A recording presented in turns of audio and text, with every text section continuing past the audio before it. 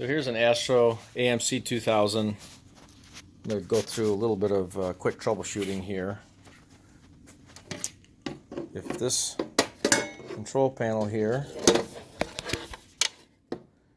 actually mounts in here like this, and I've removed the two screws right here and here, two little short Phillips screws, and then you can just take it out. You can actually just hang it over the side like that. Won't hurt it at all. But what I want to talk about here is the vacuum part of the machine. If you're having problems, there's a couple of places to look for vacuum problems. I've got all the hoses removed off the manifold here. But a lot of times this first and second hose, there's 4 sucker brackets there. The first and second hose will rub on this camshaft down here. And a lot of times you can actually feel on the back side, you'll feel it getting really thin, and it actually will just eventually cut through and you just need to put new hoses. This is a special hose that we carry. It's a very thick walled hose. If you try to use a non-silicone hose, it's got to be flexible enough so that this carriage can move properly. So you have to have a thick wall surgical hose. So you can check for holes on the bottom. Here's one thing, especially on the first 2 hoses. Also, these sucker brackets, if you over tighten these brackets, over tighten the screws on the front, little Phillips screws, you'll get a hairline crack in the back side of here. It's really hard to see, but you'll actually get a little vacuum leak in it. So there's another place that you can have a leak. And another place here is you've got the vacuum adjustment knob on the operator side of the machine. It's just like a reed valve. It's tapered on the end. The problem is when you screw it into this block on the other side, because it's all plastic, you really don't know if you've gone in all the way. So pretty common for people, they'll turn this in all the way, and if you look, there's a hole right in the middle. Let me get something to point with here.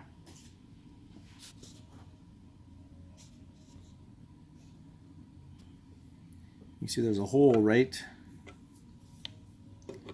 in the middle of those 4 hoses, a little hole right there. And if you watch real close, you'll see as I turn this valve in, the tip of that will come through. Came through just a little bit. You can see it. I'm going to back it up a little bit. It's gone. It's silver. Come in. You can see it. You can actually over tighten that and you can break the back of this right out and ruin it. But that's okay. We sell them if you do that. That's going to give you a major leak. And the other place to check would be under this cover on the operator side. Sometimes at the non-operator side. But under this cover, there's a filter in there.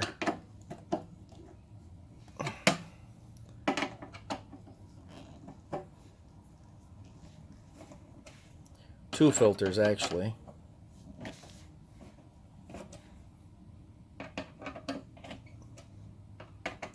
Try to do this with one hand.